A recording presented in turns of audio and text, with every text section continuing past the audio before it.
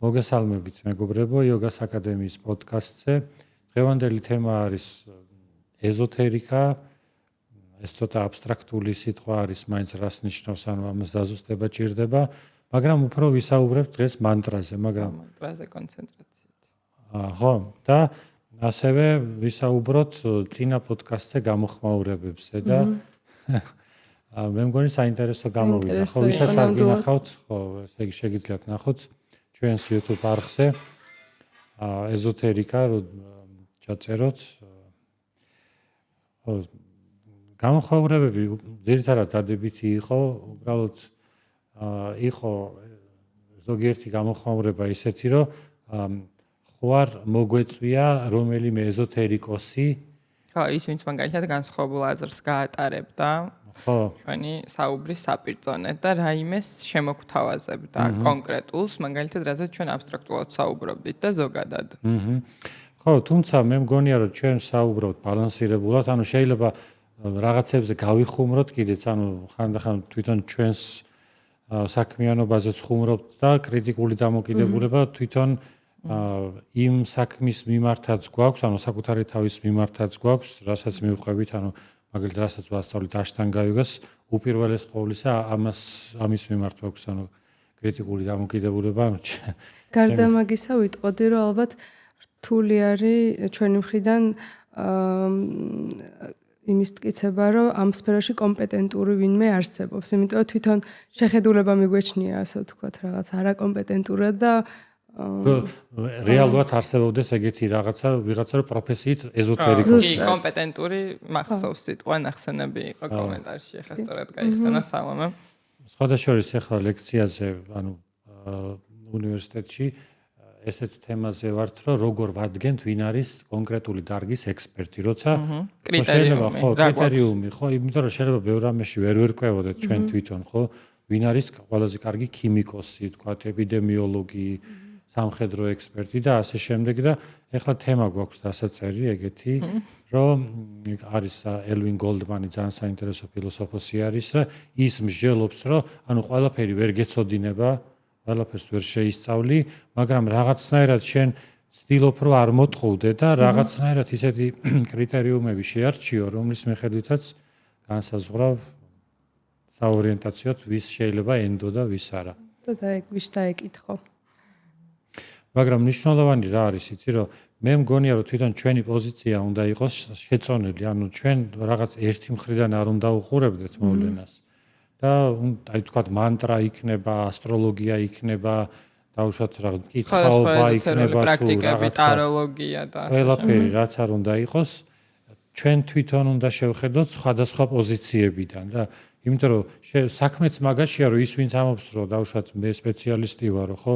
მაგალითად ჩვენ თქვით ესეთი რაღაცა ხუმრობით რომ არის თქვათ რაღაც უნივერსიტეტები და ხანდახან ამ უნივერსიტეტების დიპლომი რაღაცას ნიშნავს. განიჭებს სპეციალობას. ხო, განიჭებს სპეციალობას, მაგრამ ისიც ვიცით რომ ყოველთვის დიპლომზე არ არის დამოკიდებული, მაგრამ ისეთ დარგში რომელიც ანუ არ არის ზუსტი მეცნიერება და რაღაც აკადემიური ფორმა არ აქვს, თუ ცრუ მეცნიერება, ანუ მეცნიერება ასტროლოგიას მაგალითად მიიჩნევს ცრუ მეცნიერებად და მაშინ უნდა იყოს ცრუ მეცნიერებათა დოქტორი, ხო? ან მაგისტრი. ხო, მაგისტრი არის ხება. მინიმუმ, ხო, ანუ ვინც და მოიტანს ანუ დიპლომს რა არის ცრუ მეცნიერებათა მაგისტრი დიპლომი და სიამოვნებით. რატომაც არა. ხო, ну, მაინც ესე მოდი კონცენტრირდეთ მანტრაზე. და ანუ ეს სხვა სფერო არის და მანტრა თვითონ სიტყვა მოდის მანასიდან, ანუ გონებიდან. სანსკრიტული სიტყვა არის და ეს ჩვეულებრივი ძალიან მარტივი გაგებით ნიშნავს რაღაც საკრალური ბგერის ან საკრალური ტექსტის გამეორებას. რომელიც ხშირად მოცემული არის რომელიმე გურუს მიერ ან რომელიმე ტრადიციის მიერ. ეს გამეორება, რო დავაზუსტო, ან აუცილებელი არის, ხო, ეს გამეორების კომპონენტი, ბგერის გამეორების კომპონენტი, ხო? ანუ ეს ეს როგორც წესი კი, როგორც წესი, ანუ ზოგ არა მარტო ჰინდუ ტრადიციებში, არამედ ბუდისტურ ტრადიციებშიც. ბუდისტურ ტრადიციებში როგორც მახსოვს, მანტრის გამეორება თვითონ. მანტრაზე დიდი, ასე ვთქვათ, სონის დადება უფრო გვიანდელი პრაქტიკა არის. მაგრამ მოდი ესე დავიწყოთ, რომ უძველესი ფორმა მანტრების, რაც უკავშირდება ვედურ პერიოდს, ყველაზე გავრცელებული ფორმა არის მანტრა ომ. ანუ საკრალური ბგერა უფრო არის, ეს არის ამ, ანუ შეიძლება წარმოვიდგინოს ამ და ჟღერს როგორც ომ, მაგრამ ამ არის და პირი როცა იხურება, მერე ანუ ზუზონის ხმა გამოიწვია. ვიბრაცია. ხო. ნუ თანამედროვე ვიბრაცია გამოიწვია.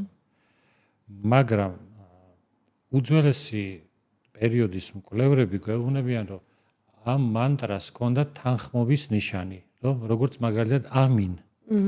ვედურ პერიოდში, ესე იგი რაღაცა არის მოცემულობა, ან რაღაცა ტექსტი არის, მე ვამბობ ომ, ანუ მე ვეთანხმები. ოკეი. და იყოს ეგრე, ან ეგრე არის. ეს არის ასევე რაღაც ჭეშმარიტების თეორიაც არის, რომ ჭეშმარიტება არის ის რაც არის და ჩვენ უბრალოდ შეგვიძლია რომ მას შევუერთდეთ. როგორც ან თანხმობის თვალსაზრისით, იმიტომ რომ ჭეშმარიტების აზრი ხო ის არის, სულ არის, სულ ეგრე არის. და ჩვენ უბრალოდ ანუ ომ შეგვიძლია გავიგოთ, ან მე გულისხმობ უძველეს პერიოდს. როგორც ანუ შეერთება რაღაც საკრალურთან კავშირი დასტურიც ერთგვარი ხო?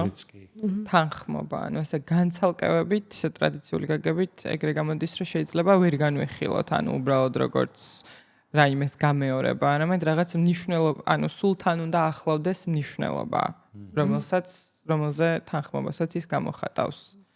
აი ესე განცალკევებულად რამდენად იყო ტრადიციულ გაგებაში გამოყენებული.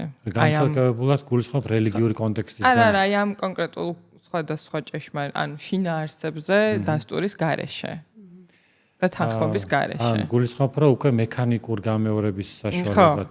აი მაგისგან გამოცალკევებით. შესაძლებელი არის, ანუ ყოფილიყო, იმიტომ რომ ყველა ვერ გაიაზრებდა, ანუ ასე ვთქვათ, რაღაცა ტექსტებს და პირველი ეტაპი მაინც მოწაფეობის პირველი ეტაპი არის, რომ აი მიიღე როგორც არის, რაღაცა გაიმეორე და მერე უნდა ჩაუღრმავდე. ანუ რაღაცა თუნდაც დაიმახსოვრე, იმიტომ რომ ვედური პერიოდის ტექსტები და უფრო გვიანდელიც გადმოიცემოდა მეხსიერებით, ანუ ზეპირსიტყვიერი.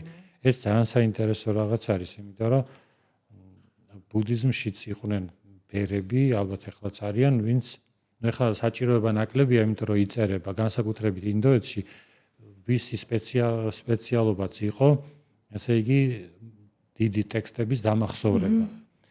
და ასევე იყვნენ ბერები, რომლებიც მცირე ტექსტების დამახსოვრება ჰქონდათ, ანუ ფუნქცია, ასე ვთქვათ, სპეციალიზაცია ასეთი. იმიტომ რომ ინდოეთს განსაკუთრებით ჰქონდა ეს პრობლემა ჩაწერის, იმიტომ რომ კლიმატის გამო, ნესტიანი კლიმატის გამო, ან წერების და მღრღნელების გამო, ანუ ტექსტები მუდმივად ნადგურდებოდა. იკარგებოდა შესაბამისად. ხო, მუდმივად იკარგებოდა და ამიტომ საჭიროება იყო, რომ ზეპირად ყოფილიყო გადმოცემული, თუმცა პირველი ტექსტები, როგორც ასეთი საკმაოდ გვიანდელი არის, რაც ჩაწერილი არის. დაახლოებით პირველი საუკუნის არის რა.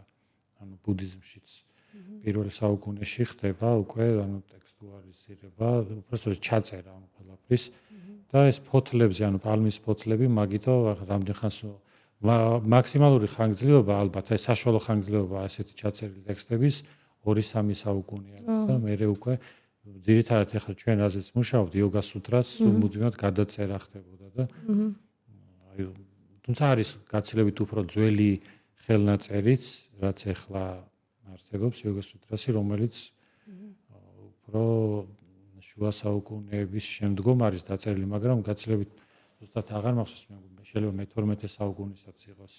ხო, მოკლედ აი მანტრაზე ესე ვთქვათ, რომ სანსკრიტული კოვიდის პირველი და ბოლო ასოც ამის ასე ვთქვათ მნიშვნელობასაც რომ დაუკავშიროთ, მაგრამ ომ მანტრის გარდა რომელიც აღნიშნავს უმაღლეს რეალობას, უმაღლეს ბრაჰმანს, შემდგომ ჩნდება უფრო სხვა ტიპის, ასე ვთქვათ, მარცვლოვანი მანტრები. ხო. ვამ, რამ და ასე შემდეგ.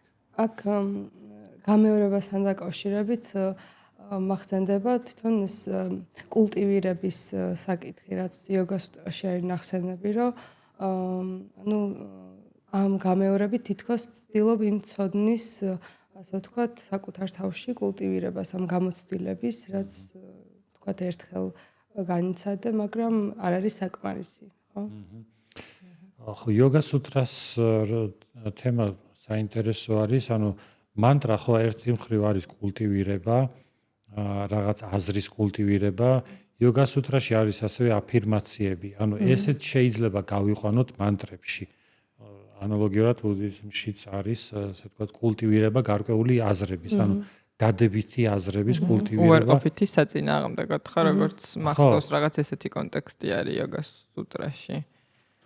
ხო, ანუ რაღაცის საპირწონედ რომ მოხდეს დადებითი კულტივირება. არ მოვიტყუები. მე არ მოვიტყუები მაგალითად. და ანუ ბუდისტურ პრაქტიკებშიც არის ესეთი რაღაცა, დაახლოებით ეს სინამდვილს გავს. რომ მაგალითად მე თუ დავარღვიე რაღაც პრინციპი, მე ახლა აღთქმას ვდებ, ანუ რამდენჯერმე ვიმეორებ, ანუ დღის განმავლობაში ვიმეორებ და ამ აზრების კულტივირებას ვახდენ. ესეც შეიძლება ანუ მანტრებთან დავაკავშიროთ, ანუ აფირმაცია და იქ არის მეტაფორა, რომ ანუ ზოგადად სულიერი პრაქტიკები მუშაობდა აღთქმებით, რომ მე აღთქმას ვდებ, რომ მე აღარ მოვიტყუები. მე ამას ხო, ანუ ამას აღარ გავაკეთებ. ამაზე უარს ვამბობ. აი ეს იყო ძალიან მნიშვნელოვანი, ასე ვთქვათ, როგორც რაღაც რიტუალური აქტი, იმიტომ რომ შენ უკვე აღთქმას რო დებ, უკვე ამას ექვემდებარები და ეს შენში რაღაცნაირად ისეთი შემახსენებელი ფაქტორი არის რა, რასაც შენ თვითონ ექვემდებარები. ანუ ეგრე გამოდის, რომ ტრადიციული გაგებით მანტრა ყოველთვის კავშირში არის მნიშვნელობასთან. ანუ რას აზრის ჩავდებთ კონკრეტული სახის აფირმაციაში გამეორებ თუ აი ესეთი სახის პრაქტიკაში, ანუ რა მნიშვნელობას ჩავდებთ? ხო, აი ყოველ შემთხვევაში იოგა-სუტრაში როგორ შემოდის, რომ იოგა-სუტრაში ასე არის, რომ ვინც იმეორებს მანტრა ომს და მედიტირებს მის მნიშვნელობაზე. აქ მნიშვნელოვანი არის არა მექანიკური გამეორება იოგა-სუტრაში, არამედ მისი მნიშვნელობაზე მედიტირება. ნუ ხო, აი შენ სწორად თქვი ეგ სიტყვა, რომ ბჰავანა არის, ანუ ეგ სიტყვა, რომ ბჰავანა კულტივირებას, განხორციელებას ნიშნავს რა. აი ჩვენ ხო ვამბობთ, რომ მედიტაცია არ არის ეს ინდური სიტყვა და ეს თარგმანი არის. ლათინური სიტყვა. ხო, ლათინური სიტყვა არის მედიტაციო, ანუ მედიტაცია ლათინური სიტყვა არის და ეს ხო ინდური სიტყვა სანსკრიტული ან პალის ენაზე თარგმნეს და რომელი სიტყვა თარგმნეს? არა ერთი. ანუ სამი ტერმინი მინიმუმ ვახსენოთ, ანუ თიანა თარგმნეს მედიტაციად, სამათქიც თარგმნეს მედიტაციად, ბჰავანაც თარგმნეს მედიტაციად, კიდე სხვა ტერმინები. ხო, როგორც რო ავდგე და თქვა, რომ ვაშლი, მსხალი, ატამი და ასე შემდეგ, ყველა გავაერთიანო, შეიძლება უწოდო ხილი, მაგრამ მათი დიფერენციაცია, ხო, ანუ ისინი საკმაოდ განსხვავებულია, თვისობრივად განსხვავებული მდგომარეობები არის და პროცესები არის და ამიტომ შემდგომ მიხვდნენ, რომ ანუ ეს არასწორი იყო, მაგრამ უკვე დამკვიდრებული არის მედიტაცია სიტყვა და დღეს ისეთ რაღაცებს ეწოდება მედიტაცია, რაც მედიტაციის საპირისპირო მდგომარეობა. ის კი არა, რომ ის რასაც დღეს მედიტაციას უწოდებენ ცუდია, ანუ მაგას კი არა, უბრალოდ სხვა რაღაცაა.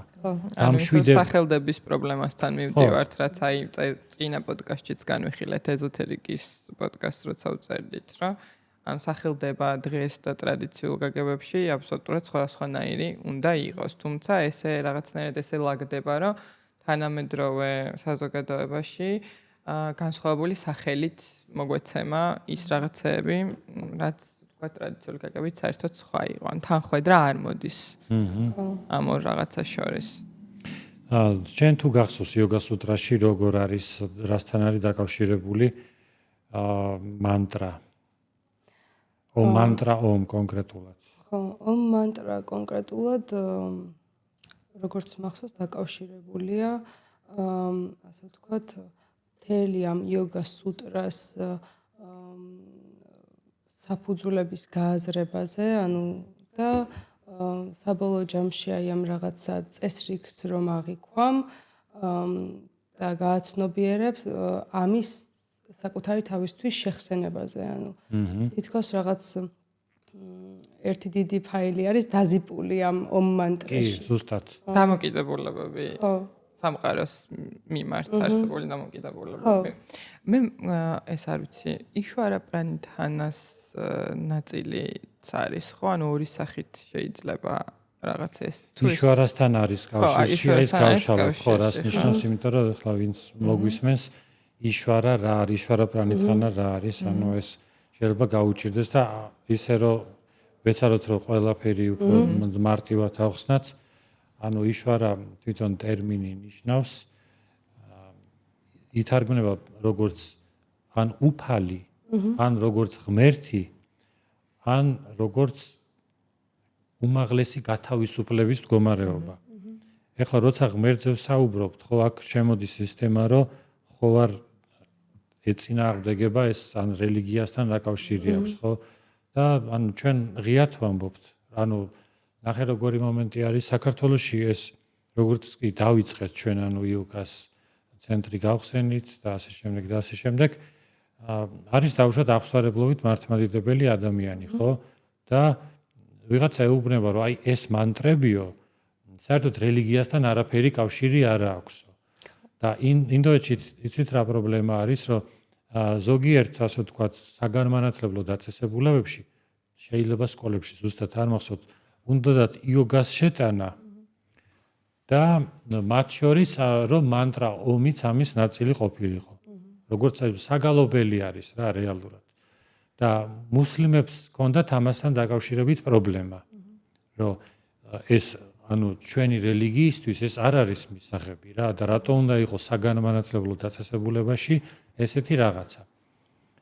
ხო და ეს საერთოდ პრობლემატური რაღაც არის. გახსოვთ ჩვენ ერთ დოკუმენტურ ფილმს ვუყურებდით და იქ ამერიკაშიც იყო ეგეთი რაღაც საუბარი იმაზე, რომ ეს არ არის სეკულარული რაღაც პრაქტიკა, ანუ იოგა, რომ მარტო დავიყვანოთ ტექნიკაზე, რომელიც შეიძლება მანტრა დავუშვათ იყიდო რაღაცა და რო წაიღო სახლში, როგორც ბაზრიდან და გამოიწერო მანტრა და მერე უბრალოდ იმეორ, ანუ ეგრეც არ არის. თუმცა მე ესე ვუყურებ, რომ ვისთვისაც ეს მანტრა კავშირში არ არის რელიგიასთან, იმისთვის არ არის. ამიტომ რომ სიტყვა ახლა ძველ ინდოეთში შეიძლება ნიშნავდა რაღაც ღმერთის ხსენებას, თან იყო კავშირში, მაგრამ ეს რა სიტყვაზე პატენტი ხო არ არსებობს, ან საავტორო უფლება, რომ სხვამ არ გამოიყენოს ეს სიტყვები, ანუ ვისაც როგორ უნდა იცე გამოიყენოს. ვინც ფიქრობს, რომ ეს არის უბრალოდ სიტყვა, მე ამ განზრახვით ვამბობ ამას, რომ გონება დავამშვიდო, თუნდაც მისი შინაარსიც არ მაინტერესებდეს, არც ფილოსოფია მაინტერესებდეს, რატომაც არა. მაგრამ ვისთვისაც ეს არის რაღაც რელიგიურ სიმბოლიკასთან დაკავშირებული, კი ბატონო, აი ხო არის ჰარე კრიშნას მოძრაობა, ხო ისინი გალობენ მანტრას ჰარე კრიშნა, ჰარე კრიშნა, კრიშნა კრიშნა, ჰარე ჰარე. ანუ ამ მანტრას იმეორებენ და მათ მიაჩნიათ, რომ ეს ამით ცხონდებიან, ასე ვთქვათ, ამით დაიმკვიდრებენ ღვთის სასუფეველს, ანუ კრიშნას სასუფეველს რა. ხო და რატომაც არა, ანუ ეს არჩევანის თემა.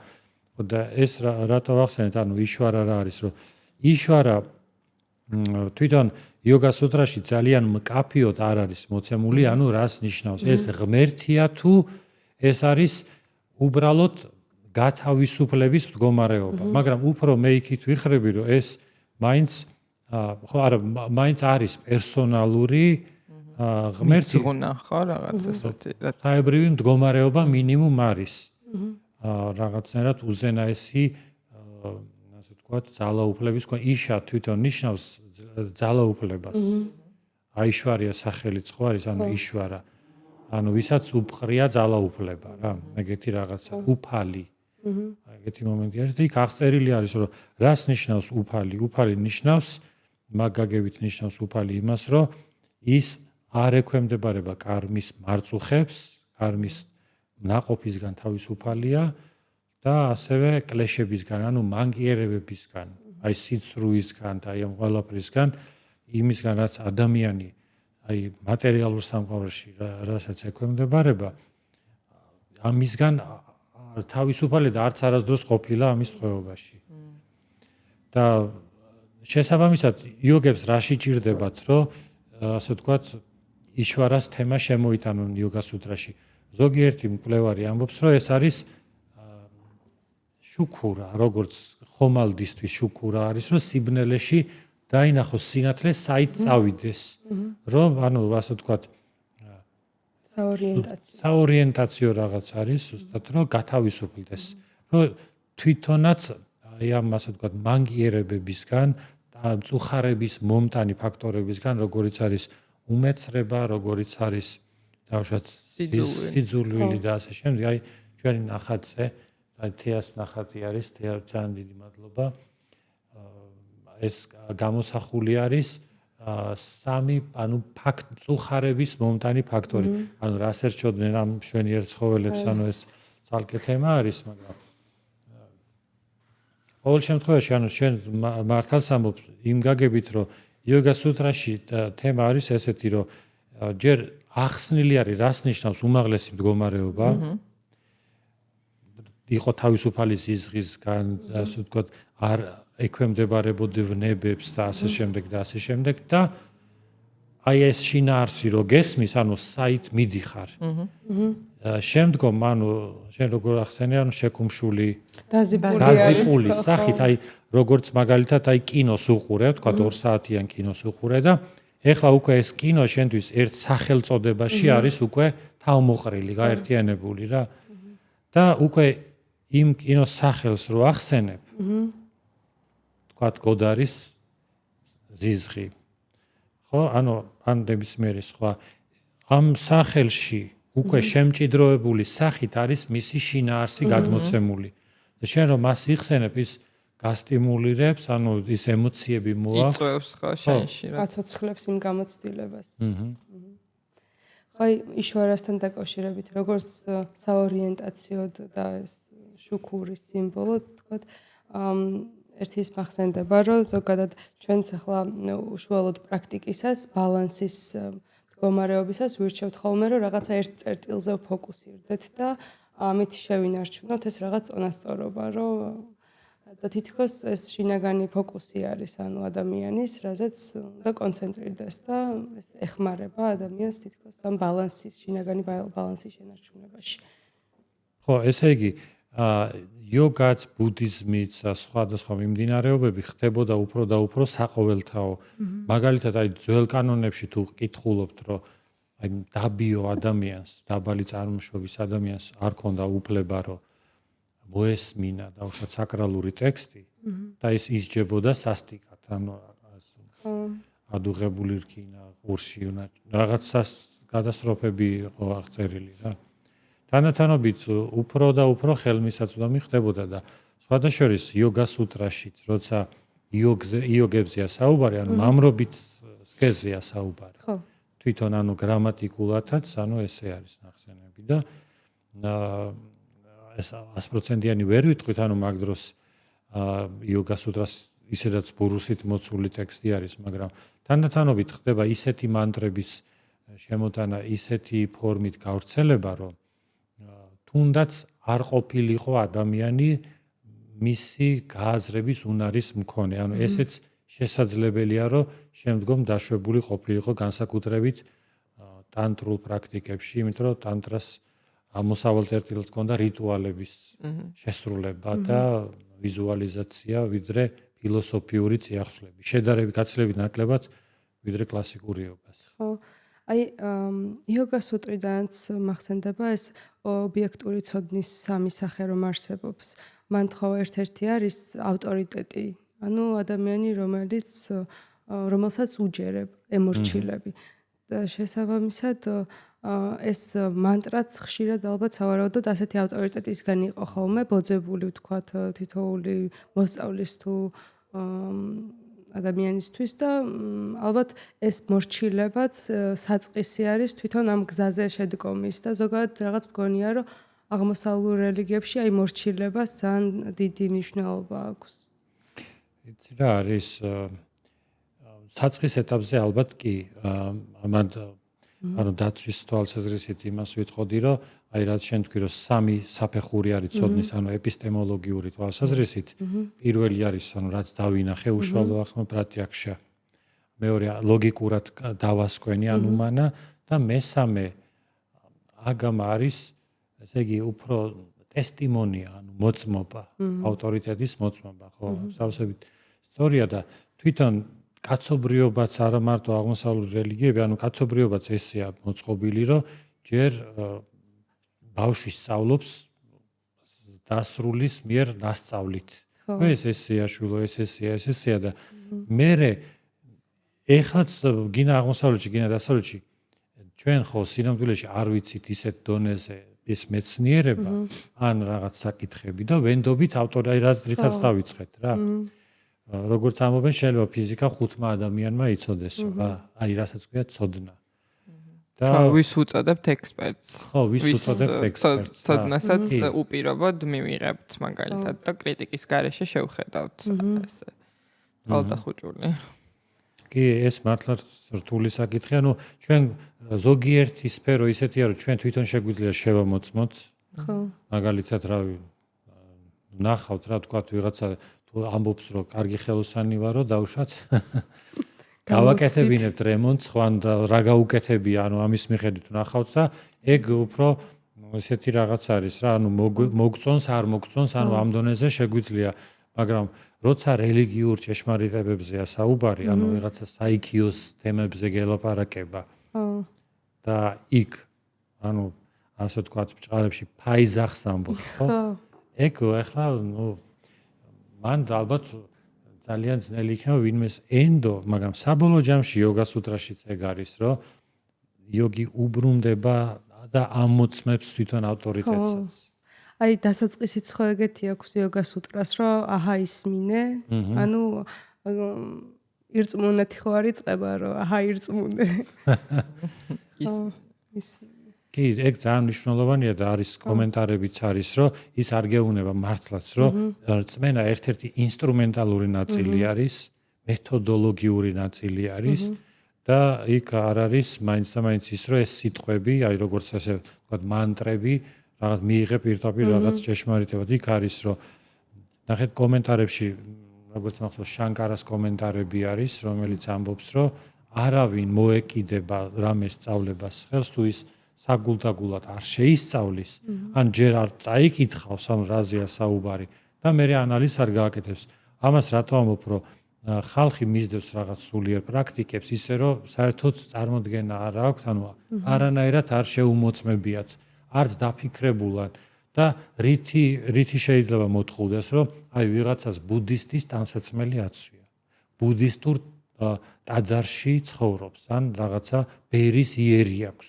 ან თმა აქვს გადაპარსული. ნუ როცა დაუშვათ ბოლომდე გამწვიდება, ეს ხელს შემიწყობს, რომ უფრო აღსაქმრად ვიღაცა, ანუ აღიქნება საყოველთაობასთან ერთად, ანუ რაღაც პრაქტიკების საყოველთაობასთან ერთად, ესეთი რაღაცაებიც უფრო შემოდის, რომ ანუ საზრისის ძიებას და რაღაც მნიშვნელობების მინიჭებას უფრო შორდება და უფრო მექანიკური ხდება, ხო, ესეთი პრაქტიკები. აი მაგალითად დღეს მეტწილად შეიძლება რომ ეს მანტრა, როგორც ანუ ჩვენ უკვე ვთქვით, შეიძლება იყოს ერთ-ერთი პროდუქტი, რომელსაც იყიდი და გაყიდი. და შესაბამისად ამაში აი ამ ძველი ტრადიციული კლასიკური რაღაც პრიზმით და ნახვა შეიძლება რომ გაგვიჭირდეს რაღაც კუთხით და აი საზრისთან და მნიშვნელობასთან კავშირი უფრო ნაკლებად ჩანდეს, იმიტომ რომ საყოველთაოც იყოს უფრო მეტად, ან მასობრივი კულტურის ნაწილი იყოს. და აი რას შეიძლება რომ განეპირობებინა ეგ რომ აი მანტრა როგორც რაღაც განმეორებითი პრაქტიკა და ზოგადად ან თავისი არსით ესეთი საყოველთაო გამხდარიყო. მე მგონი შენთვისაც ნაცნობი თემა არის პოსტმოდერნიზმის თემა. პოსტმოდერნიზმის თემა კი გრანდ ნარატივები რომ მკვდარია. აი ზუსტად, აი შენ თვითონვე შეგიძლია მე მგონი ეგ დააკავშირო.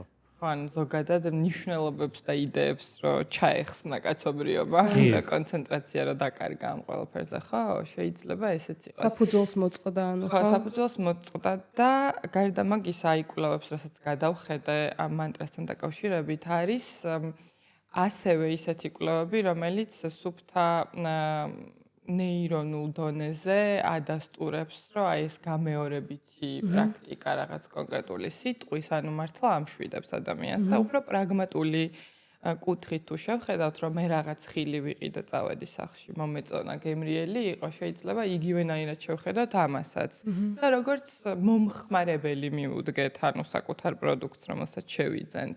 შეიძლება ესეც იყოს რომ რადგან ესეთი ფორმით არის, აი გამეორებაზე მაგიტო ვიკითხე დასაწყისში, რომ ეს გამეორება თუ არის, ანუ ესეთი უნიკალური მახასიათებელი მანტრისთვის, ხო? შეიძლება ეგ რო პროდუქტად ქცეულიყო დღეს 21 საუკუნეში, შეიძლება მაგასაც განეპირობებინა, რომ ეს განმეორებითი ბუნების გამო, იმიტომ რომ ზოგადად ნებისმიერი სიტყვის გამეორება და ამაზე კონცენტრაცია ზოგადად ამშვიდებს მაგალითად გონებას. უფრო მარტივად გამხდარიყო ესე შინაარსისგან დაშორებული და მექანიკური პროდუქტი პირობითად. ხო, აი ეგ საინტერესო საკითხი არის, რომ ერთი მხრივ ჩვენ რაღაცნაირად მივსტირით იმ შინაარსებს, რაც ბუდიზმში არის და რაც ძალიან მომწონს, რაც თქვათ სხვადასხვა იოგაში არის, ვედანტაში არის და ასე შემდეგ. თუნდაც რო ავიღოთ აი რაც აი საოცრება არის მართლაც მე მხოლოდ ეპიზოდები მაქვს საკითხული, მახაფარატა რო ავიღოთ. აი ესეთი შინაარსები და ალბათ მერე ისეთ ძლიერ ტექსტებს ვეღარ ქმნიან რა ინდუსები. ზოგიერთი კულტურებიც ხო, ანუ როგორც ვთქვათ, ბერძნები ქმნიდნენ და ასე შემდეგ. და ეხლანდელი კულტურა რაღაც კონსიუმერისტული კულტურა არის და მართლაც იყიდე, გაყიდე, როგორ უნდა გაყიდო კარგად მანტრა. შეფუთე celebrity გამოიყვანე ის celebrity შეიძლება აბსოლუტურად გულწრფელად საუბრობდეს ამაზე, ანუ მაგაში ეჭვიც არ შევიტანოთ და აი მე თვითონ მაგასთან დაკავშირებით, ანუ პრობლემა არა მაქვს, რომ ეს მაგალითად ვისაც უნდა რომ წაიკითხოს ღრმა შინაარსები და რაღაცა და ვისაც უნდა რომ უბრალოდ იყიდოს და გაყიდოს. ან თავი დაიმშვიდოს, ხო? ხო, ეს როგორც დამამშვიდებელი პრაქტიკა, რაღაც ემოციურად უკეთესად რო ვიგრძნოთ, ანუ არასულიერი ტრანსფორმაციის და რაიმე ნიშნულობებზე კონცენტრაციის და ესეთ ფილოსოფიური წიაღსვლების დისკურსში რო არ განვიხილოთ, ანუ რაღაც ესეთი უბრალოდ აი როგორც პროდუქტი ესე რო განვიხილოთ, ხო შეიძლება ესეც არსებობდეს და არის კიდევაც ესე ხდება. მაგრამ აქაც იქ მივდივართ, ანუ სახელდების მომენტთან მივდივართ, ანუ და გულწრფელობასთან, ანუ რას ანუ თავის მოტყუება რომ ეს მედიტაცია არის. რას ხო ზუსტად, რას დავარ. ეს უბრალოდ თავის მოტყუება არის. ანუ კი. ერთი უბრალოდ ის კითხვა მიჩნდება, რომ აი ზოგადად ეს გამეორება ხო კარგი რაღაც არის, ანუ ჩვენც ხო გვაქვს ეგეთი გამოთქვა, გამეორება ცოდნის დედაა. და კარგი არის ეგეთი გამოთქვაც გამეორება მეხსიერების ზედა, მე მგონი ლათინურში ეგეთი ვერსიაც არის. ხო. ამახსოვრების. ხო. და თვითონ კი ბატონო, გამეორება რო კარგია, ეს შეიძლება ხალხური გამოთქმებიდანაც ვიცით.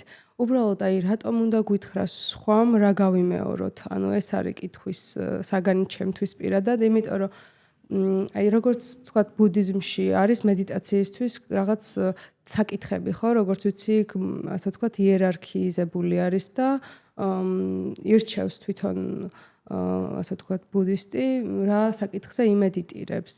აქაც აი მანტრა მგონია, რომ თვითონ ადამიანმა თვითონ უნდა განსაზღვროს საკუთარი თავისთვის რისი გამეორება სჭირდება, ანუ ცხოვრებისგან რა გაკვეთილის გამეორება ჭირდება. ანუ მე რაღაცა ვისწავლე, ვერ ვისწავლე საკმარისად და მოდი ამას კიდე გავიმეორებ.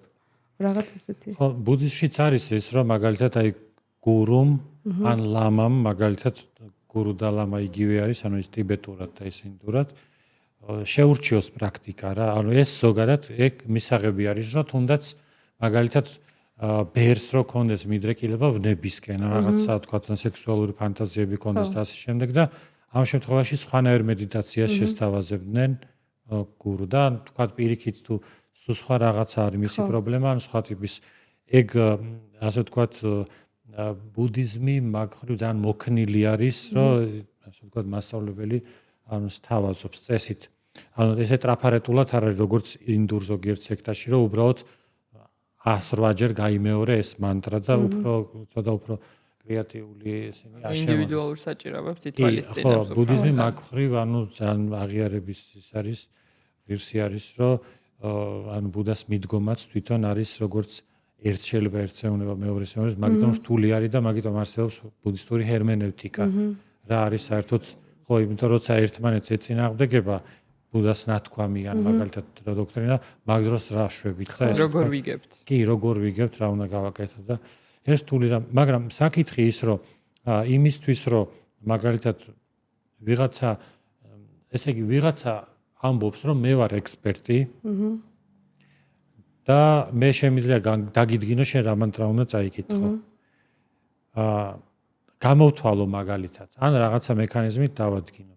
რაც აბსოლუტურად მექანიკური რაღაც არის რა. ანუ კვლევები აჩვენებს რომ მნიშვნელობა არ აქვს მანტრის თვითონ შინაარსს. თავარი არის შენ ეს იმეორო. იმიტომ რომ მან არ აქვს მნიშვნელობა რა ტიპის მანტრის მედიტაციას ის შეიძლება ისეთი მანტრაც იყოს, ისეთ რეზულტატი არის ერთი. ანუ შენ გონების დამშვიდებას გაძლევს თვითონ გამეორების ფაქტი, რომ მაგალითად თქვა, აი კვლევები არის, თქვა ვიღაცა აკეთებდა დღეში 40 წუთი, ან 20 წუთი დილას, 20 წუთი საღამოს. ეხლა მაგდენი ხანი უბრალოდ რა რომ კამერა რო იმეორე. გონების კონცენტრაციას უწყობს ხელს. ხო, რა თქმა უნდა. კონცენტრაციაზე არის მომართული გონება, იქ იყო რაღაც კვლევები ნეიროპლასტიურობასთან დაკავშირებითაც, ანუ ესეთი პრაქტიკები, ან ნეირონულ დონეზე გვეხმარება. უბრალოდ ეხმარება იმას, რომ თვითონ გონებამ დაისვენოს და არა უშუალოდ, ხო, ანუ ნეიროპლასტიკურობა ტვინის უნარი არის, რომელიც ადაპტაციას, ასე ვთქვათ, ცვლილებებზე რეაგირების უნარია. დასვენებულ ტვინს უფრო კარგად შეუძლია ეგ. ხო, ანუ პირიქით, ანუ მონოტონურობით მაგუნას ვერ შეიძლება, უბრალოდ ეს უნარი გეხმარება, რომ დაისვენოს გონებამ, ხო, რა, თუ ეს ამის საპირისპირო არის რა. რაღაც გაგებით, ანუ პირიქითაც შეიძლება ვთქვათ, რომ მე თუ რაღაცა სულ ვიმეორებ, ვთქვათ, აი მათემატიკოსი ვარ და მე რომ მონოტონურად ვაქციო ტვინი, მე ამ უნარებს დავკარგავ.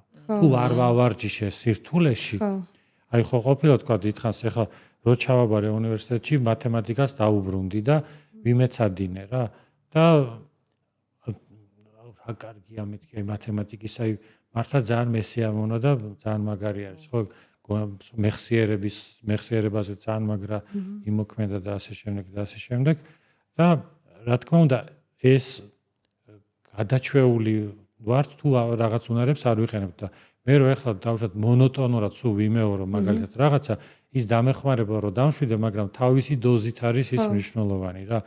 მაგრამ კვლევებზე უბრალოდ უნდა გავმიჯნოთ რომ ალბათ შეხვდა შენს ნახე სხვადასხვა კვლევა რომ ისინი არ განიხილავენ საერთოდ სულიერ და რელიგიურ თემატიკას. ეს კვლევებს უბრალოდ არ ექვემდებარება. ეს რაღაც ექსპერიმენტულ ჯგუფებში მაგას ვერ იკვლევენ. ხო, ანუ ეს არის ხო, უბრალოდ წარმოუდგენელი რა. ხო, ეს გამეორების ის თუნდაც ჩვევის ჩამოყალიბების თვალსაზრისით ხო მნიშვნელოვანი არის, ანუ დისციპლინას რასაც ვეძახით. და თვითონ ეს დისციპლინა სავარაუდოდ კავშირშია იმასთანაც, რომ შეგიძლია საკუთარი გონების კონტროლი, ანუ ეს იოგა სუტრაშიც ნახსენები არის, რომ ეს ტალღების კონტროლი არის, ხო, ჩიტას კონტროლი.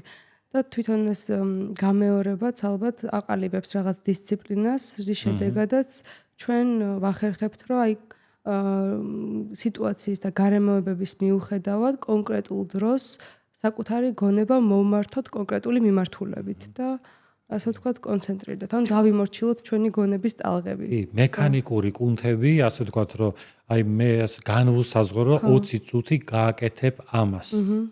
და მე ახლა უბრალოდ თინეიჯერობაში წინა პოდკასტზე ყვებოდი, რომ მანტრებს და სხვადასხვა პრაქტიკებს დღეში ალბათ მინიმუმ 3 საათი მივყვებ.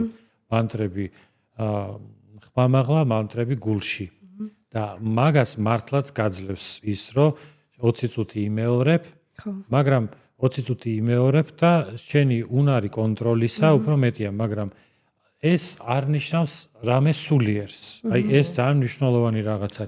ეს არაფერ, ასე ვთქვათ, შინაარსის ავტომატურად გაუმჯობესებას არ გაძლევს, იმიტომ რომ შენ უბრალოდ მექანიკურად ავარჯიშებ გონებას, მე ამ ნავარჯიშებ გონებას რაში იყენებ, ვთქვათ, დავუშვათ ხდები მოძალადე თუ ხდები თუ ანუ რას აკეთებ, ანუ მოძალადე ალბათ ცოტა მცნაური არის, ანუ რატო უნდა გახდეს ადამიანი მანტრების შედეგად, მაგრამ ზოგადად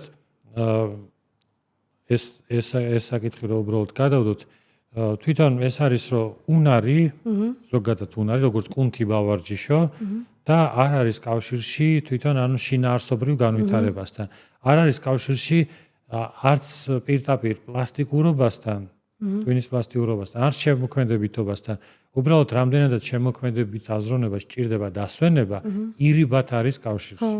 ეგ არის ზუსტად და არ არის კავშირში სულიერ ტრანსფორმაციასთან, როგორც ესეთი, ანუ აი თანდევი რაღაც მარკეტინგული ხრიკი გამოდის რეალურად ეგრე, რომ აი ამ რაღაც მექანიკური საშუალებით რომ უბრალოდ გონება დავასვენო, დაპირებები, ცხოვრებისეული გამოცდილებების ტრანსფორმაციის შესახებ, ანუ ისევ ეზოთერიკული დისკურსის ნაწილში რომ განვიხილოთ, ანუ გამოდის მარკეტინგული ხრიკი, იმიტომ რომ ცხოვრებისეული ტრანსფორმაციები, როგორც ესეთი ან სულიერი ტრანსფორმაციები, ნაკლებად უკავშირდება დასვენებულ გონებას. რამდენად არის ჩემი გონება დასვენებული. ანუ ცოტა პროცენტით უკავშირდება. აი მაგალითად გიორგი ზოსიაშვილი ამბობდა, რომ აი მაგალითად დევიდ ლინჩი მიყვებოდა გარკვეული მანტრის გამეორების პრაქტიკას.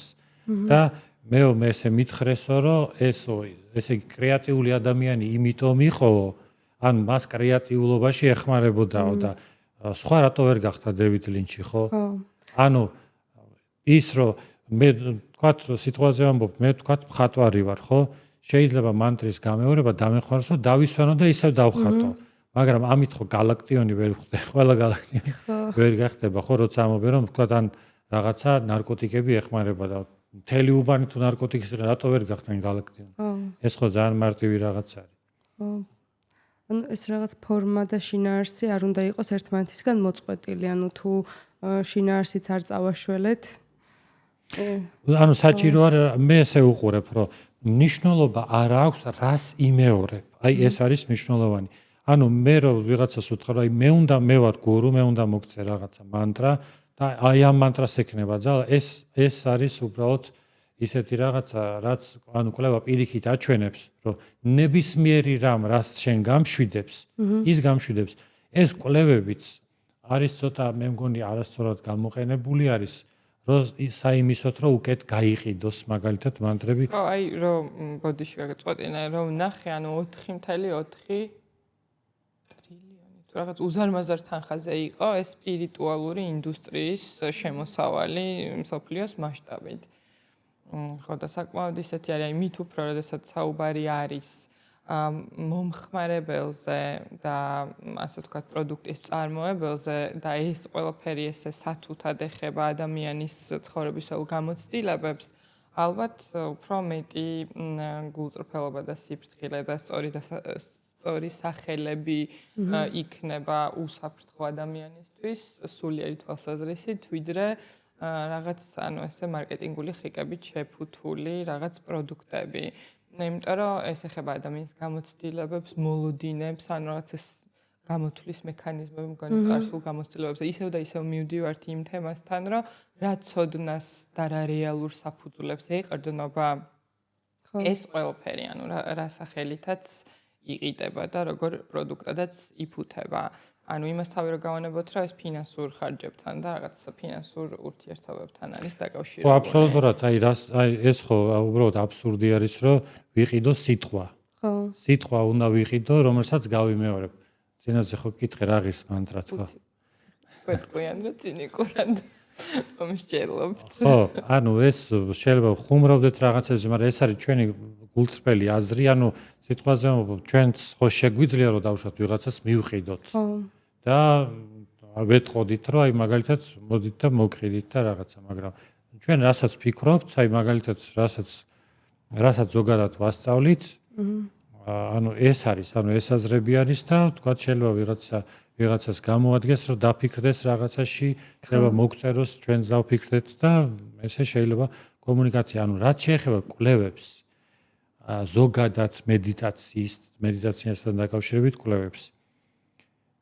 ყველაფერი შეიძლება სწორი იყოს, უბრალოდ არის ერთი დეტალი, ერთი მთავარი ნიუანსი. რას ამტკიცებს ეს კვლევები, რომ მედიტაცია, ან მანტრა მედიტაცია იქნება თუ სხვა, იწვევს ტვინში ცვლილებებს. ანუ ეს რას ნიშნავს, რომ როდესაც მე მაგალითად ვიმეორებ მანტრას, აი რასაც ვთქვათ, ვიმეორებდი, ან მანტრა შეიძლება იყოს მარცვლოვანი, ან მარცვალი, ომ, ვამ, ჰამ, რამ და ასე შემდეგ. ან შეიძლება იყოს თქვათ, როგორც გაიატრი მაგალითად. ომ, ბურ, ბუას, ანუ ტექსტი იყოს, ვრცელი ტექსტი იყოს.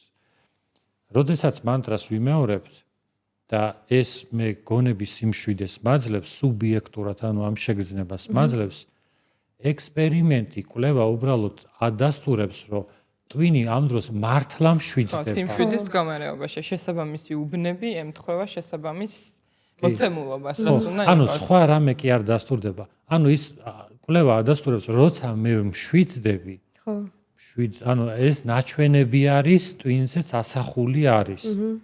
მაგრამ რა მამშვიდებს, ანუ კვლევა აჩვენებს ასევე, კვლევები აჩვენებს, რომ მნიშვნელობა არ აქვს შენ ლოცულობ, ვიზე ლოცულობ, რაზე ლოცულობ, მანტრას ამბობ, სუნთქვაზე ფოკუსირდები თუ რა, ანუ ესეთი კვლევა არის, 2000-იანების კვლევა არის, რომ მაგალითად ვინც მისდევს, ასე ვთქვათ, სულიერ სპირიტუალურ პრაქტიკებსო, მათი სამედიცინო ხარჯებიო მცირდებაო. და ეს პოზიტიური რაღაცა არის. ანუ ამას ჩვენც ვამბობთ, რომ შენ მაგალითად თუ გრძნობ, რომ რაღაც გამშვიდებს, მაგალითად მუსიკა გამშვიდებს, ხო? კი ბატონო, ესეც გამოიწვევს ცვლილებებს. და მაგალითად სეირნობა გამშვიდებს, მაგალითად წიგნის კითხვა გამშვიდებს, კინოს ყურება გამშვიდებს. რაც არ უნდა გამშვიდებდეს, ეს რეალურად მოქმედებს ნერვულ სისტემაზე. კვლევა უბრალოდ ამას აჩვენებს და შემდგომ რეზულტატი ის არის, რომ ესეთი ადამიანი თავის თავში პოულობს ძალებს და აქედან გამომდინარე მცირდება სამედიცინო ხარჯებიც. ეს სავსებით შესაძლებელი არის და რეალობა არის, მაგრამ აქ თვითონ თემა ის არის, რომ რაზე ლოცულობს, შეიძლება ვიღაცა დავუშვათ ლოცულობს, თქვათ, საქართველოს დავუშვათ პრემიერ მინისტრზე. ანუ სრული სერიოზულობით ვამბობ, ანუ ვინ იქნება მისი სალოცავი, რა მანტრა იქნება მისთვის. თან ერთისთვის შეიძლება ერთი რელიგიისთვის ეს რაღაცა დემონი იყოს და იმაზე ლოცულობდეს და ის ამით მშვიდდებოდეს და ვიღაცა ამით მშვიდდებოდეს. ანუ მე იმას ვამბობ საბოლოო ჯამში, რომ გამშვიდებს შენივე თავი და ის რისიც გჯერა და გარდა მაგისა მანტრას აქვს კიდე ობიექტური ძალა, იმიტომ რომ ეს არის მონოტონური, აი როგორც ძილის წინ ცხარი რო დაითვალო, ხო, აიცით ხო ეგეთი ისე, ანუ ცხარი რო დაითვალო. 1 2 3 4. ხო, აი სხვადასხვა მე ამაზე პოსტი. 1 ცხარი, 2 ცხარი, 3 ცხარი. ხო, ანუ ტექნიკა ზუსტად არ ვიცი რო არ შემეშალოს ახლა და ანუ მოსახლეობას შეცდომაში არ შევიყვანო, ანუ ცხრის დათვლის ანუ ტექნიკა რო ასე ვთქვათ, სწორად დავხსნათ, ხო? ესეც მუშაობს, ანუ მართლა მუშაობს, განა არ მუშაობს, მაგრამ საჭირო არის, რომ მე მაგალითად ინდოელმა გურუმ გამომიწეროს ცხრის მანტრა. ანუ მითხრას, რომ დავუშვათ ამ ცხვარს, რა ქვია, თუ ერთი და იგივე სახელს იმეორებ, ვთქვათ, ერთი ცხვარი, ანუ უბრალოდ ცხვარი. ანუ ეს მონოტონურობა არის ყველაზე უფრო მოსაწყენი, რა დროსაც ადამიანს ეძინება კარგად და სხვადასხვა რეკლამაში რაც ყველაზე ხშირად მინახავს, არის პირველი, რომ ეს მედიტაცია, მანტრა მედიტაცია კარგად დაგაძინებს. მაგას არ პირდებიან, ანუ მან ხო არ არის რომ გამოიფხიზლებ და რაღაც. ხო. ეგ არის ზუსტად ალბათ, რომ აი მიზანი არ არის დამშვიდება, საბოლოო მიზანი, ხო? ანუ ჩვენ რაღაც სხვადასხვა საშუალებები შეიძლება გამოვიყენოთ იმისთვის, რომ დავმშვიდეთ და თვითონ ეს საშუალებებიც არ უნდა გახდეს თვითმიზანი და ამავდროულად ის შედეგი, რაც დადგება, ანუ ამ მანტრის გამოყენების შედეგად, ანუ დავმშვიდდებით. ესეც არ არის საბოლოო დანიშნულების, ანუ შენ გულისხმობ ანუ ავტონომურ იოგას პრაქტიკაში სინამდვილეში რა დანიშნულება აქვს, ხო? ეს წინა პოდკასტთან დაკავშირებით ეს იყო, რომ აი რაღაცას გამოხმაურებასთან დაკავშირებით თქვენ რაღაცას აკრიტიკებთ და საპირწონედ რას გთავაზობთ? ანუ რა არის ის მიდგომა, რომელსაც გთავაზობთ? ანუ მე ვამბობ, რომ ანუ ხვრის დათვლა ამშვიდებს, მანტრის გამეორება ამშვიდებს, მაგრამ ჩვენ უბრალოდ სწორ სახელებს აი ამას გთავაზობთ. მე ხო ან წლების განმავლობაში ვიკვლევ იოგას ისტორიას, იოგას სუტრას, ანუ თარგმნი იმედია მალე გამოვა ეს ვიასას კომენტარებით და მე ვამბობ როგორ არის ანუ სწორად ავთენტურ ცოდნაზე კონცენტრაციას მე თავაზობთ შეუძლიათ ადამიანებს ნებისმიერი მანტრა გაიმეორონ თუნდაც უფასოდ ანუ იგივე შედეგს მისცემს ეს არის გამოსავალი და ანუ ეს არის თუნდაც ანუ მარტივი რაღაცა და აბსოლუტურად ანუ ის თემა რომ ვიღაცას შეუძლია რომ სულიერად შენ გამოგითვალოს რაღაცა მანტრა ეს არის ასე ვთქვათ ყოველ შემთხვევაში კვლევა პირიქით აჩვენებს რომ ანუ რაღაცა არ შეიძლება ადამიანს რომ რაღაცა ისეთი მანტრა კონდეს თან რაღაც ჩვენ თვითონ ვახდენთ რაღაცის საკრალიზაციას ჩვენ თვითონ ვდებთ რაღაცეებში მნიშვნელობებს. ხო რაღაც სიწმინდეებში რაღაც მნიშვნელობებს ვდებთ იოგას სწორედაც ნიშნავს ამ ჩვენ მიერ ჩადებული სიმბოლური დატვირთვების გამოხმობას რომ ეს მიკროფონი ანუ ეს მე ვდებ მაგ მნიშვნელობას რომ ეს დაუშვათ ბაბუა ჩემმა მაჩუკა და ეს აქედან გამომდინარე ეს ჩემთვის არის მე მოვათავსე მასში ეს მნიშვნელობა შეიძლება იყოს კიდეც ანუ მუდამ დაუშვათ არ უჩუქებია ისე მაგრამ მნიშვნელოვანი მაგრამ მე ვიცი რომ ეს მეჩავდე მასში ეს საზრისი და ანალოგიურად ადამიან ანუ მე ვთავაზობ თუ ეს შეთავაზება არის და რასაც იოგა ეს საზრისი ჩადო არა რაღაცა სხვაში არამედ შენ თავში შენ ხარ თვითონ მანტრა შენ ხარ თვითონ ის საზრისი სადამდეც უნდა მიხვიდე რა ჩვენ უბრალოდ ეს ადრე პოსტი გავაკეთე ანუ აგერ მაქვს ანუ ეს პოსტი რაზეც ოშოს ხო ანუ ეს ამ პოსტის ინსპირაცია იყო ანუ წიგნი მაჩუკეს ოშოს თვითონ ძალიან ლამაზი და ასეთი განსაკუთრებული გამოცემა კიდევ ერთხელ მადლობა სახელი ხო არ გახსოვს გამოგიგზავნეს ეს წიგნი გამახსენდება და სადაც მე ყველაფერს ვკითხულობ რაც იოგას სუტრასთან კავშირში ამიტომ რომ ბევრი თარგმანია და ასე შემდეგ და ასე შემდეგ მიუხედავად იმისა რომ ოშოს კომენტარები არის მისი ასე ვთქვათ ინტერპრეტაცია არის მაგრამ მაინც საინტერესო არის და ასეთ რაღაცას წერს ოშო ამ წიგნში თუ მხოლოდ იმეორებ მანტრას მაგრამ არ მედიტირებ მასზე ეს არის ტრანსცენდენტალური მედიტაცია. ეს ოშო ამას აკეთებს კომენტარს იოგას სუტრაზე. აი სადაც პატანჯალის შემოხავს იოგა. ესე იგი, ანუ აზრზე. ეს ჰიპნოზია და გაძინებს. ამით დამშვიდდები. ეს ტრანკვილიზატორია. თუმცა ხანგრძლივი გამოყენებისას შესაძლოა არასასურველი შედეგი მოიტანოს. გახდე მასზე დამოკიდებული და გახდე ზომბი. ხო. და კიდე ერთი ფრაგმენტი ტრანსცენდენტალური მედიტაცია პოპულარულია დასავლეთში, რადგან იქ უძილობის პრობლემა არის. ინდოეთში ის არავის აინტერესებს, რადგან ისედაც ადვილად იძინებენ. აი ეს არის ოშოს მე იშვიათად ციტირებ ანუ ოშოს ან იშვიათად ვეყრდნობი, მაგრამ თვითონ აი შენ რაც თქვი, რომ თანამედროვე ეპოქამ პოსტმოდერნიზმა, გრანდ ნარატივების ასე სიკვდილმა, რომ აი ჭეშმარიტება არავინ არ იცის. საზრისისგან გამოვათავისუფლა და უფრო ასე ვთქვათ საშუალებად, გასაყიდ საშუალებად აქცია ყველაფერი. რისი წინააღმდეგი მე პრინციპში არა ვარ. იმიტომ რომ ეს ადამიანი ირჩევს, უბრალოდ თვითონ უნდა იცოდეს რას მიყვება. რო არ დაზომბდეს, ასე ვთქვათ. ხო, რა, ანუ შენი არჩევანი არის, ანუ შენი ფული არის და რაშიც გინდა იმაში დახარჯა. ეს პრობლემა არ არის და ამის განხილვაც, ანუ ჩვენ თავისუფლად რო აზრი გამოვთქვათ, ხო.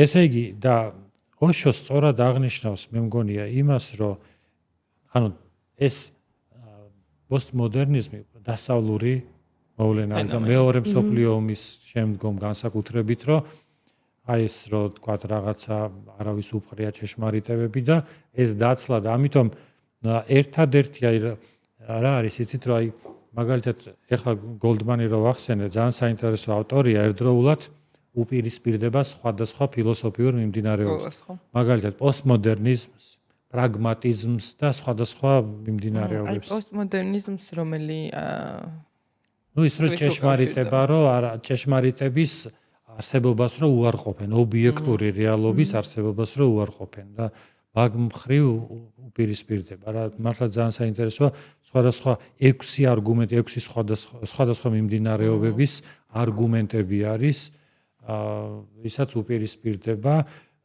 და ესე იგი ერთადერთი უკვე ადამიანს იზღა დარჩენია მაშინ რომ თუ არ არსებობს რაღაც ჭეშმარიტება მოდი უბრალოდ რა ჩემ თავს მაინც მივხედა და რაღა ანუ მე გავიხარო როგორც ინდივიდმა და ეს სავსებით ლეგიტიმური რაღაც არის რა და ინდოეთში ალბათ ანუ აზიის ისეთ ქვეყნებში სადაც აი თქვათ რაღაც კაპიტალისტური ისეთი ურთიერთობები და ევროკავშირი მერე კი წავიდა რაღაც სოციალისტური ფორმებისკენ მაგრამ სავსებით ლოგიკური რაღაც არის რასაც ამბობს რომ ეს მომხდარიყო ხო და ამაზე მე კომენტარი გავაკეთე ოშოს ამ ტექსტზე და აქ არის ეგეთი ხო სანსკრიტულად არის უпростоრეთ პატანჯალის იოგასუტრადან არის ეს ფრაგმენტი და ჯაპას ტად ართა ფავანამ ანუ ჯაპა ნიშნავს გამეორებას მანტრის გამეორებას ტად ართა თვითონ ნიშნავს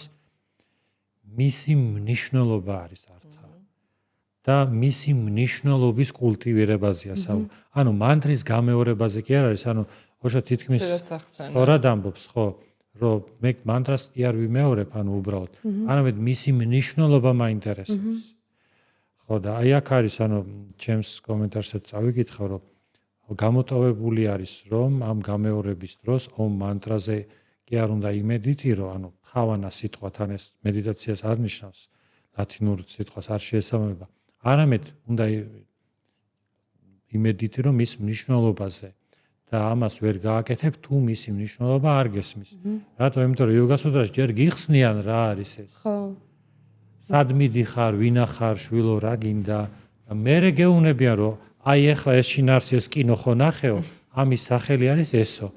და უკვე გაძლევენ აი ამ შივატვამაც მომწერა ეხლა ბენივალმა ეს ინდოელი მკვლევარი არის. აი ყოველდღიური ისა გვაქვს მიმოწერები. ხო. და ეს არის რა, უბრალოდ მერე უკვე აქ აღარ გამეორდები რომ მერე ოშოს სხვა მიმართულებით ავითარებს, რაშიც მე არ ვეთანხმები, ანუ იოგასუტრას ხას ზუსტად არ მიყვება და თავისებურად აკეთებს ამის ინტერპრეტაციას, ხო, მაგრამ ანუ ეს მე მგონი საკმარისი არის, რომ თვითონ ეს შინაარსი გავიაზროთ, ანუ გონების დამშვიდება იქნება ეს დაუშვათ მანტრის მეშვეობით მანტრა შეიძლება ორმაგი მნიშვნელობა ჰქონდეს გონების დამშვიდებაც და მისი შინაარსის კულტივირებაც და დამშვიდება არის მხოლოდ საშუალება იმისთვის რომ მერე დამშვიდებულ გონებაზე რეალობას წვდე და დასაწყისში რეალობის კულტივირება ხდება იმ გაგებით რომ შენ აი მიმართულებას იჭერ რომ საიტსახვიდე მაგრამ შემდგომ უკვე ამისგანაც უნდა გათავისუფლდე, ანუ მანტრისგანაც უნდა გათავისუფლდე, რომ შენ უშუალოდ დაინახო, აი ეს ტერმინი არის იოგა პრატიაქშა, ნიშნავს იოგური აღქმა. აი ხო არის პირველი აღქმა, უბრალო აღქმა, ლოგიკა, რაც ხშირად არ უყვართ ხოლმე ლოგიკური ანალიზი, იმიტომ რომ ეგრევე ასე ვთქვათ, თუ ხარი არ არის დოქტრინა სწავლება ეგრევე ლოგიკური კითხვები რო დაუსვა, ანუ ისეთ ეზოთერულ და რაღაც მოძღვრებებს, ეგრევე ჩამოიშლება. და ამიტომ გეუბნება, რომ ლოგიკით ვერ გაიგებ. და ეს არის ხოლმე. და ეზოთერიკას ისევ რომ თვითონ სიტყვის მნიშვნელობას რომ დაუბრუნდეთ, ეზოთერიკა ბერძნულად ნიშნავს ხო შინაგანს. ამის საპირისპიროდ, ანუ ეგზოთერიკა ნიშნავს გარეგანს. და ეს არისტოტელეც იყენებდა, როგორც ვთქვით, რომ არისტოტელეც ესე იგი კითხულობდა ორი ფორმით ლექციებს, ეზოთერულს და ეგზოთერულს, თქვა დილას ეზოთერულს, ხო მასისთვის და უცნაური რა იქნებოდა, იცი რომ ეზოთერული გაგება არის ექსპერტული გაგება. ანუ ეხლა ჩემო ლექტორმა ახსენა, რომ მაგალითად თქვა ვიღაც არის, თქვა ფიზიკოსი. და ფიზიკა გესმოდეს ნიშნავს, რომ იმ სფეროში ეზოთერულ დონეზე ხარ შესული რა. ეზოთერიკა უბრალოდ დღეს დაიმკვიდრა ესეთი სახელი, რომ ეს ნიშნავს რაღაცა კითხაობებს და რაღაცაებს რა. თორე სინამდვილეში ჩვეულებრივად, ანუ ეკონომიკის მიმართაც შეიძლება გამოიყენოს, ესე იგი მისი შინაგანი მექანიზმი რამდენად გესმის რა. და ამიტომ ეზოთერული შინაარსები არის ძალიან ყველაზე რთული და ყველაზე არაპოპულარული, იმიტომ რომ პარადოქსი იქნებოდა, როგორ შეიძლება მასობრივი რაც არის, ის იყოს ეზოთერული. და პოპულარული იყოს, ლაუშვათ რაღაცა აი რა. პოპულარული იყოს TikTok-ზე. ხო, ანუ ეს ხო ძალიან უცნაური იქნებოდა, რომ ეს შეიძლება იყოს ყველაზე რთული რაღაც არის. ხო. მაგალითად რაც არის არისტოტელესთან მეტაფიზიკური ნაწილი, ანუ ეს ტექსტი, რომელსაც მე დაარქვეს, ანუ მეტაფიზიკა, იგივე ჰეგელთან ყველაზე ეზოთერული ნაწილი არის ლოგიკის მეცნიერება, რომელიც სინამდვილეში იმას კი არ ამბობს, რომ დავუშვათ ყველაფერი ლოგიკას ექვემდებარება და ასე შემდეგ. ასე პირიქით იმასაც ამ ლოგიკის მეცნიერებაში ხსნის სამყაროს, ასე ვთქვათ, ლოგიკის სწორხაზოვანი ლოგიკის მიერ მოუხელთებლობას. ზოგს ანუ ესე ესმის, რომ ის რაღაც ყველაფერს სწორხაზოვნად ლოგიკის ჩარჩოებში აქცევს, ხო. მოგლეთ ეგეთი საკითხებია. თუ მოგეწონათ და გსურთ რომ ესეთი ვიდეოები იხილოთ, ანუ რა უნდა გააკეთონ, დავიცი. კომენტარეთ, მოგვიწონეთ ვიდეო, მოგწერეთ ხო კომენტარი თემებთან დაკავშირებით. რა თემები გაინტერესებთ? უკავშირი მოგწერეთ ასევე. თქვენი აზრი გაგვიზიარეთ. თქვენი აზრი ჩვენს მსჯელობასთან დაკავშირებით. ჩვენ ანუ გულწრფელად რასაც ვფიქრობთ და როგორ ვფიქრობთ, ну ხანდახან ხუმრობთ რაღაცეებზე რა. მე მგონი ეს არ უნდა იყოს არავისთვის დისკომფორტის შემქმნელი. ანუ ჩვენი ამოცანა ეს არის, რომ მაგალითად მე თავიდანვე რომ საზოგადოებაში იოგას პოპულარიზაციას მოვკიდე ხელი, მე ეს უბრალოდ ტექსტის სახით განვაცხადე კიდეც, რომ მე ვგრძნობ პასუხისგებლობას ჩემი თანამოქალაქეების მიმართ. აი, წარმოიდგინეთ, რომ მე რაღაცა შემომაქვს. და მე ვფიქრობ, რომ მაგალითად გამოადგება ეს თავშად იგივე თქვა ჩემს შვილს, ჩემს ოჯახს, ჩემს მეუღლეს, მეგობარს, ქვეყანას, თანამოქალაქეს და მაგითო მე სწორხაზოვნად არ უყურებ რა, ესე რომ თქვა შავია, თეთრია და რაღაცა რადგან თავშად იოგას სახელით საუბრობ, რომ ყველაფერი რაც ამას უკავშირდება, ყველაფერი ჭეშმარიტება არის. ანუ ესე არ უყურებ, რომ დავუშვათ სხვა ან კონფესიები, ან სხვა ფილოსოფიები, ან რაღაცა ის ესეთი. ანუ ყველაფერი შეგვიძლია, რომ კრიტიკულად განვიხილოთ რა. ეს კრიტიკა ანუ არანაირად არ უნდა იწვევდეს დემოტივაციას, ანუ პირიქით, ანუ სწორად უნდა გადაგვაწყოს, სწორი მოლოდინები უნდა მოხდეს, ანუ ჩამოყალიბდეს და ეს არის და ეს რა. მადლობა. მადლობა ყველას. მადლობა. საინტერესო იყო თქვენთან საუბარი. მადლობა.